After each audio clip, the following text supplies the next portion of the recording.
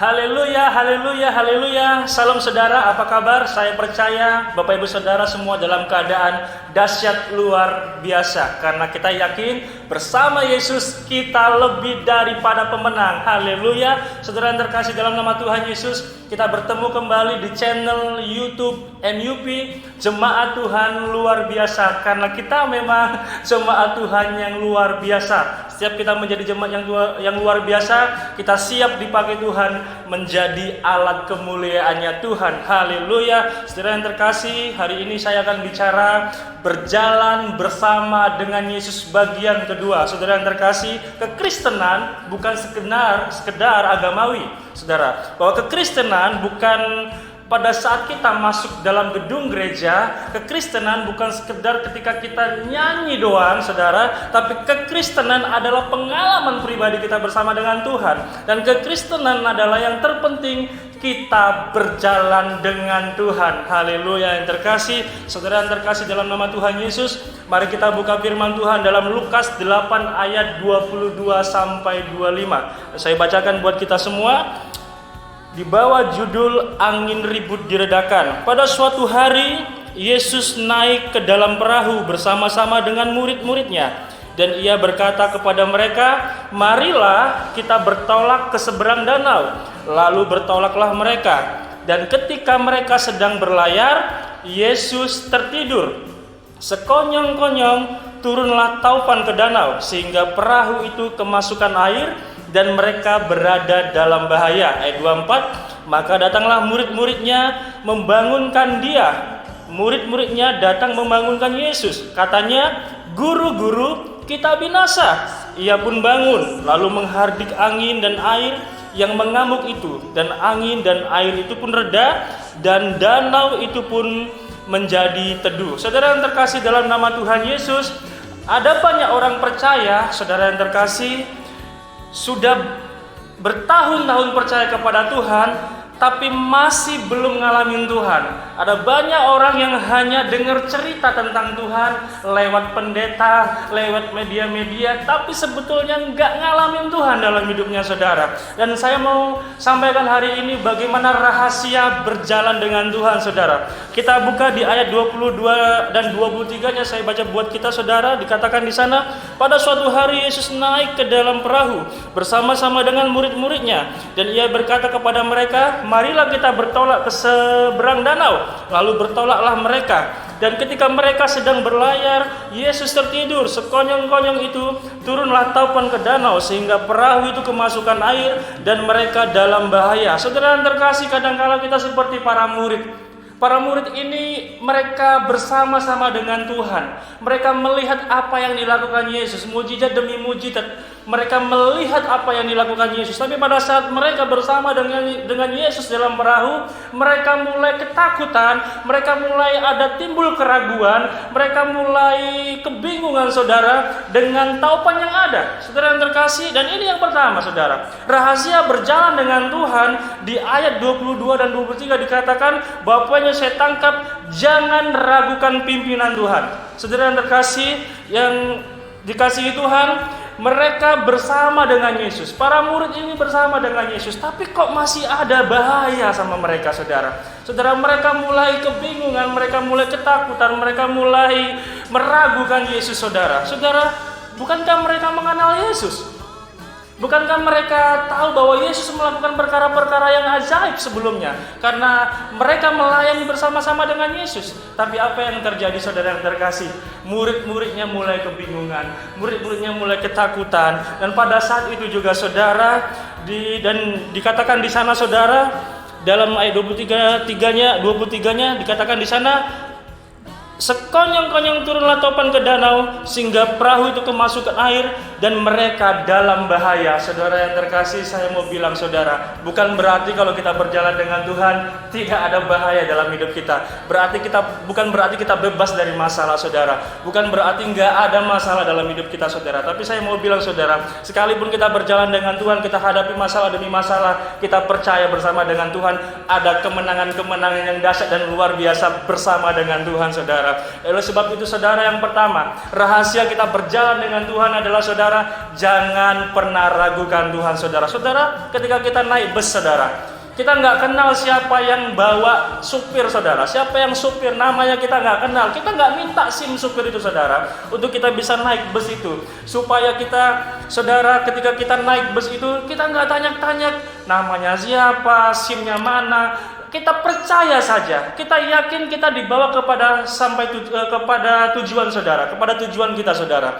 Itu sebabnya saudara, demikian kita bersama dengan Tuhan saudara. Waktu kita naik pesawat saudara, kita nggak kenal nama pilotnya, tapi kita naik saja, kita percaya kita sampai pada tujuan. Demikian juga saudara, kalau sama manusia kita percaya, masakan sama Tuhan kita ragu saudara. Kalau sama manusia kita bisa menaruh kehidupan kita percayakan saudara, masakan sama Tuhan kita mulai ragu, mulai bimbang saudara. Ini yang pertama, rahasia untuk kita berjalan dengan Tuhan. Yang pertama, jangan ragukan Tuhan, ikut pimpinannya Tuhan. Haleluya. Yang kedua saudara, apa rahasia kita berjalan dengan Tuhan?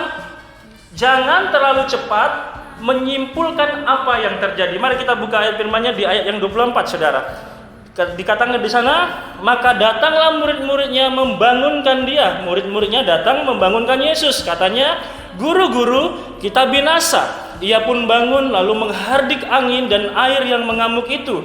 Dan angin dan air itu pun reda, dan danau itu pun menjadi teduh. Saudara yang terkasih, di bagian ayat yang 24 ini dikatakan, di bagian kedua, apa yang saya tangkap di sana saudara, untuk kita bisa berjalan bersama dengan Tuhan, jangan terlalu cepat menyimpulkan apa yang terjadi. Saudara yang terkasih, salah nggak muridnya membangunkan Yesus ketika ada badai? Jawabannya tidak. Tapi saya mau bilang, perkataannya murid-murid itu yo, ucapan murid-murid itu loh, yang nggak boleh saudara. Dikatakan di sana saudara, guru-guru, kita binasa. Pertanyaannya, mereka binasa nggak? Artinya begini, kita binasa, artinya kita celaka, mati kita, mampius kita. Nah saudara, ini yang gak boleh diucapkan anak-anak Tuhan saudara. Kita lebih dulu bilang Tuhan gak adil, padahal kita masih dalam proses. Kita bilang, Tuhan kok buat begini sama saya, Tuhan gak sayang sama saya. Kenapa Tuhan lakukan ini? Seolah-olah Tuhan pukul saya yang rajin doa puasa, tapi malah berkat sama orang lain. Saya yang sering ke gereja melayani, tapi malah keberhasilan sama orang lain. Kita buru-buru ngejat, kita buru-buru ngomong kalau Tuhan gak sayang sama kita, Tuhan gak adil dan sebagainya saudara. Saya mau bilang hari ini saudara, jangan tiru para murid ini saudara, melainkan kita percaya saudara. Jika dikatakan di sana, ada banyak orang terlalu cepat menyimpulkan hal-hal yang buruk tentang Tuhan. Mari belajar melihat sesuatunya dengan kacamatanya Tuhan saudara. Dan saya percaya kita belajar dari setiap pengalaman demi pengalaman saudara, untuk kita dibawa untuk mengenal Tuhan makin dekat saudara yang terkasih. Seorang pelukis saudara, kita nggak buru-buru ngejudge dia, kok lukisannya begini. Kalau belum jadi jangan buru-buru komen saudara. Kadang-kala pelukis itu dia templok saja, bukan sesuatu benda atau sesuatu warna yang cerah saja, melainkan warna yang gelap juga. Dia taruh warna hitam saudara, dia taruh warna-warna lainnya. Jangan komen dulu kalau belum kelar saudara. Jangan ngomong kok ini lukisannya begini berantakan dan sebagainya. Jangan komen dulu. Tapi saya mau bilang, tunggu dulu selesai. Tapi kalau kita lihat sudah selesai saudara yang terkasih, apa yang terjadi? Lukisan itu mahal harganya. Lukisan itu menjadi sangat ternilai saudara. Demikian hidup kita saudara. Kalau belum kelar saudara, jangan buru-buru komen saudara dalam hidup kita. Kenapa Tuhan buat begini? Saya mau bilang, kalau Tuhan buat O dalam hidupmu, kalau Tuhan buat bulat dalam hidupmu, jangan minta kotak ataupun segitiga. Percaya saja dengan rancangannya Tuhan yang luar biasa itu saudara. Ini yang kedua. Yang ketiga saudara, rahasia berjalan dengan Tuhan adalah jangan merasa kita cukup kenal dengan Tuhan, tapi rindukan Tuhan saudara. Haleluya saudara. Yang ketiga ini menarik, kita baca Lukas 8 ayat 25. Dikatakan di sana, lalu katanya kepada mereka, di manakah kepercayaanmu? Maka takutlah mereka dan heran, lalu berkata seorang kepada yang lain, siapa gerangan orang ini sehingga ia memberi perintah kepada angin dan air, dan mereka taat kepada Tuhan, kepadanya. Saudara yang terkasih dalam nama Tuhan Yesus, jangan merasa kita cukup kenal sama Tuhan, saudara. 3,5 tahun lebih murid-murid ini bersama dengan Yesus. Tapi apa yang terjadi? Mereka bertanya, siapa gerangan ini? Mereka nggak kenal lebih dalam. Mereka cuma kenal Yesus, pembuat mukjizat Yesus begini-begini. Nah, ketika mereka menghadapi badai, mereka mulai goyah imannya, saudara. Itu sebabnya, saudara, kekristenan bukan sekedar agamawi. Kekristenan bukan ketika kita masuk dalam gereja, saudara, tapi kita yakini bahwa di dalam Tuhan ada hal-hal yang luar biasa, ada perkara yang ajaib dan kemenangan di dalam kehidupan kita. Saudara yang terkasih dalam nama Tuhan Yesus Kristus, biarlah kita tetap percaya, bersandar dan berjalan bersama dengan Tuhan. Ingat satu hal, 3 poin ini harus menjadi melekat dalam kehidupan kita. Yang dikatakan di sana, saudara yang terkasih, jangan ragukan pimpinan Tuhan. Itu yang pertama. Yang kedua, rahasia untuk kita berjalan dengan Tuhan, jangan terlalu cepat menyimpulkan apa yang terjadi dalam kehidupan kita. Dan yang ketiga, saudara, untuk kita terus berjalan dengan Tuhan, jangan merasa kita cukup kenal sama Tuhan, tapi rindukan Tuhan dalam hidup kita. Saudara yang terkasih, satu ayat firman Tuhan yang ingin saya tambahkan di sini, saudara yang terkasih, dalam Lukas 1 ayat 37 dikatakan di sana, sebab bagi Allah tidak ada yang mustahil. Saudara, sebetulnya bahasa Inggrisnya nggak begitu. Bahasa Inggrisnya lebih mengajarkan kita bahwa kita berjalan dengan Tuhan. Dan saya bacakan begini, for nothing impossible with God. Artinya, saudara yang terkasih, tidak ada yang mustahil bersama dengan Tuhan. Kalau tadi dikatakan sebab bagi Allah tidak ada yang mustahil, betul. Karena memang bagi Allah nggak ada yang mustahil. Allah pembuat mukjizat, Allah yang menciptakan semuanya. Bagi Allah nggak ada yang mustahil, saudara. Tapi kalau kita belajar tentang bagaimana Tuhan, ketika kita berjalan bersama dengan Tuhan, nggak ada yang mustahil, itu yang luar biasa. Ingat, berjalan bersama dengan Tuhan bukan berarti semuanya mudah. Tapi percaya, saudara yang terkasih, bersama Tuhan tidak ada yang mustahil, saudara. Mari saudara belajar untuk seperti Paulus, saudara. Apa, saudara, yang mau kita belajar dari Paulus? Paulus berkata begini, aku kenal Tuhan Yesus itu masih samar-samar, kayak kaca cermin itu, masih buram. Tapi suatu saat nanti, Tuhan, kalau aku terus berjalan dengan Tuhan, saudara, aku makin kenal Tuhan. Aku makin masuk bersama dengan Tuhan. Dan aku percaya, aku akan lebih dalam dan menjadi orang yang intim dengan Tuhan. Saudara yang terkasih, saya mau bilang, seberapa engkau kenal Tuhan hari ini, itu belum apa-apa, saudara. Itu belum apa-apa. Ingat baik, jangan puas dulu. Jangan merasa sudah lakukan ini, itu, pelayanan sebagai merasa kita sudah segala-galanya buat saudara.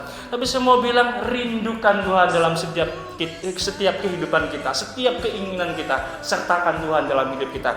Dan saya percaya, saudara, ada keberhasilan yang luar biasa dalam kehidupan kita untuk kita terus berjalan bersama dengan Tuhan. Amin, saudara. Puji nama Tuhan. Mari kita berdoa.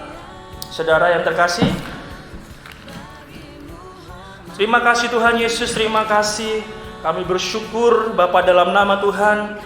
Kami mau berdoa bagi mereka yang sakit dan berbeban berat. Tuhan Yesus, kami juga mau berdoa bagi mereka yang menghadapi masa sukar, masa-masa sulit dalam kehidupan mereka. Kami percaya bagi Tuhan tidak ada yang mustahil. Lihat Tuhan, mereka yang merindukan kesembuhan, mereka yang merindukan mukjizat, ulurkan tangan bagi mereka yang membutuhkannya, Tuhan Yesus. Sehingga kami percaya ketika kami mendengar firman Tuhan dan melakukannya, kami boleh menjadi berkat, kami boleh menjadi alat kemuliaan Tuhan. Dan kami percaya hidup kami makin hari makin dekat dengan Tuhan. Di dalam nama Tuhan Yesus, haleluya, amin. Salam, saudara, kita sudah berdoa. Kiranya kita semua menjadi pemenang-pemenang bersama dengan Tuhan, saudara yang terkasih. Sampai berjumpa kembali, dan kiranya Tuhan Yesus memberkati berlimpah-limpah-limpah. On fire, haleluya.